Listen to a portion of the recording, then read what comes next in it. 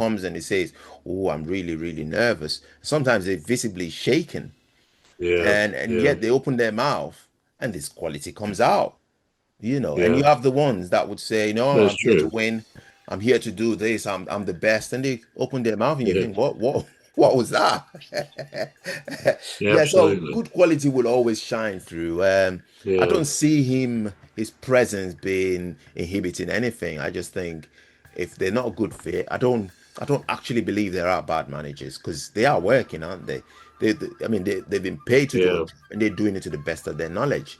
But for some reason, something in the process is not working, and yeah, obviously yeah. it'll show. The results will show, won't it?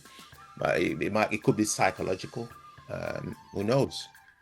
So the result will always show, won't it? Yeah. It'll be interesting to know if we could foretell it, which manager or managers will be sacked first, because every year managers are sacked in the Premier League, and I suppose as the years have gone by, their trial period, if you like, into the new season gets a bit less and less. If you've had a bad start over, I don't know, 6, 7, 8 games, Yeah. then you're definitely at risk.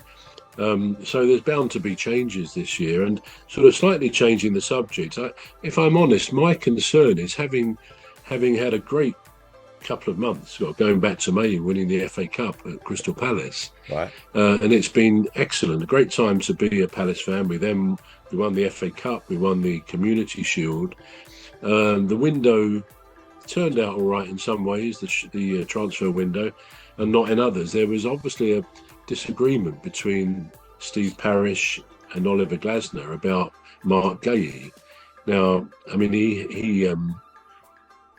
Villa the other night. I don't know whether you saw that game, but Mark scored a fabulous goal in the You did. 3-0 I win saw at that. Yeah. Palace. I saw Fabulous that. Yeah. goal, and he's such a rock. He's such a brilliant captain.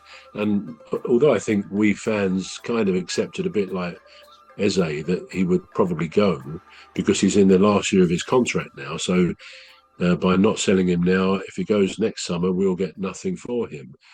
I suppose it's possibly January, but no one wants him to go, least of all Oliver Glasner. And having seen a press conference and Glasner's comments, it became very clear, as there was no replacement having already been found for him, he said he mustn't go. We're in Europe, we need him there.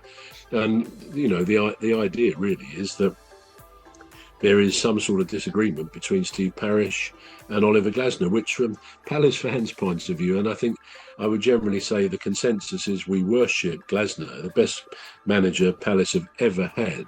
Mm. His tactics, I mean, he's going to be in high demand because, in my opinion, as a long-time Palace fan, he has really, I mean, we're one of the longest serving Premier League teams now, Mm. having gone up in 2013. But I think, last season when he was there, we finally became, as that season went on, a proper, fully fledged Premier League football team. The quality, individual players, the way they clearly were responding to the manager and his staff as well.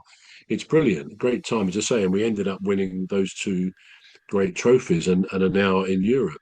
Mm. So it's all looking good, but that disagreement and Glasner's very clear thing that he was disappointed, knowing that I mean Eze was replaced in the end by a number 10 who came on at Villa Park, Pino, and I thought he was brilliant. I think he's going to be a great prospect, Jeremy Pino, and he came from Villarreal, I believe, plays for Spain. Mm. And in his 20 minutes when he came on, he showed what a quality player he is.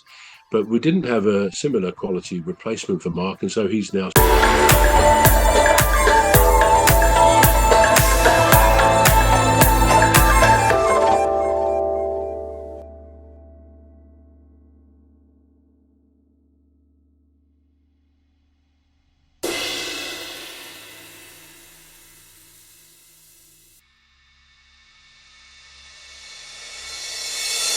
replacement for Mark, and so he's now staying. And obviously, there's a lot of pleasure in that.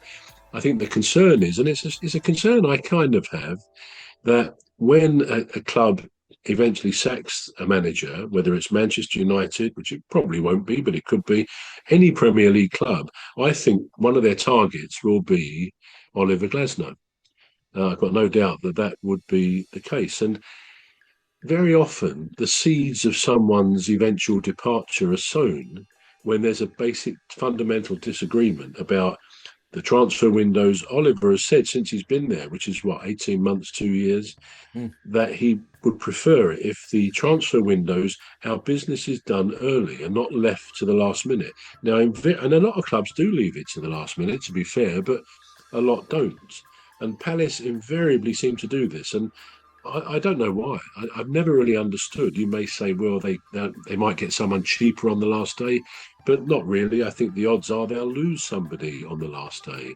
But as I say, other clubs seem to do it as well. But Oliver's made it clear he would really like to have that business done. So he's got people to work with through the summer, pre-season. But it hasn't happened. And he really did, express his disappointment the other day online, I think in the press conference, at what has happened. Now, he's obviously pleased he's keeping Guehi. So in that sense, he appeared to win that battle. Whether he'll win the war is maybe another matter. But I think, as I speak for most Palace fans who say, if a club sacks its manager in the next few months, they're almost definitely will go for Glasner because he's a quality manager. He's demonstrated that very clearly, and he'll be in great demand. So yeah, I'm just a bit concerned. I hope Man United don't sack their manager, because let's face it, any manager like Oliver Glasner, it's his job. It's like the players; they're not necessarily fans of the football club they work for. That is their living, their job. So if he's suddenly offered, I'm sure he's on very good money at Palace, but if another club comes and doubles his money, and it's a bit of a prestige club, if you like, one of the bigger ones, what manager anyway is going to turn down that kind of progression that perhaps he's looking for, having come to the Premier League 18 months ago? So yeah, that's my concern. And you mark my words, when a manager of a club is sacked, I'm not saying he'll go there. I'd like to think Oliver would say, no, I'm going to stick with Palace for this season. He always speaks great in the programmes. He says he's into Palace. He loves it. Yeah. And I think he does. But equally, he knows his own value now. Yeah. And I think we would be very well advised, the owners and parish, to look after Oliver Glasner, because this could be the beginning of great things for Palace. And it will be such a shame if that's thrown away by losing.